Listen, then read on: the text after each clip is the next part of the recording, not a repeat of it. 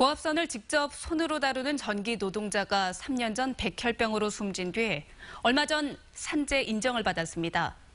이후에도 같은 일을 하는 전교원이 잇따라 백혈병에 걸렸다고 주장하고 나와서 파장이 예상됩니다. 김인정 기자입니다.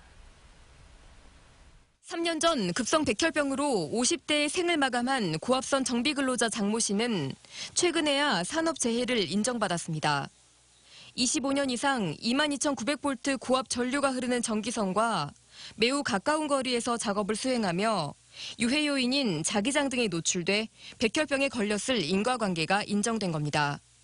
30kg에 달하는 연장을 차고 16m 높이 전주에서 22,900V 고압선 작업을 하면 머리카락까지 곤두선다고 전기원들은 말합니다. 저 트럭이 살아있는 것인지 무섭대.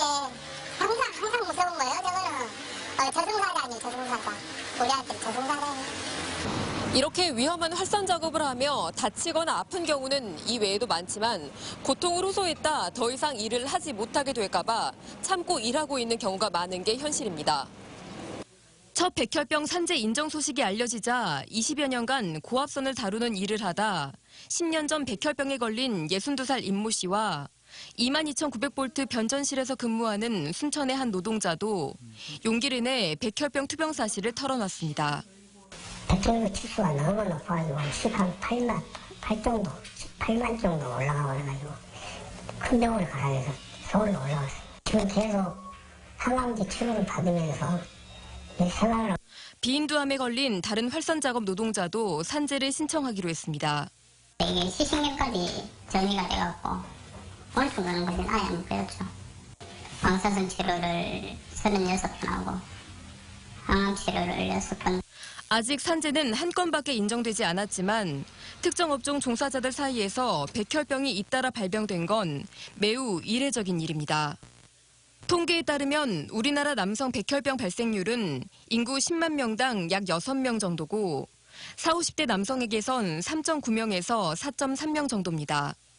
그런데 우리나라 전기원 중 활선 작업을 하는 약 1,500명 중 적어도 2명에게 백혈병이 나타난 겁니다. 2000년대 이후에부터 본격적으로 이렇게 많이 다루기 시작했거든, 활선 작업을. 그럼 이분들이 한 20년 정도 노출됐다는 이야기예요. 그럼 이분들이 계속 앞으로 똑같은 작업을 하면 할수록, 그동안 누적 그런 노출량이 있으니까 발생할 가능성들이 더 높을 수밖에 없다는 것이죠. 한편 한전은 고압선을 다루는 일과 백혈병 사이의 인과관계에 대해서 좀 더 면밀한 연구가 필요하다는 입장입니다. 또 오는 2021년까지 단계적으로 직접 활선 공법을 폐지할 계획이라고 밝혔습니다. MBC 뉴스 김인정입니다.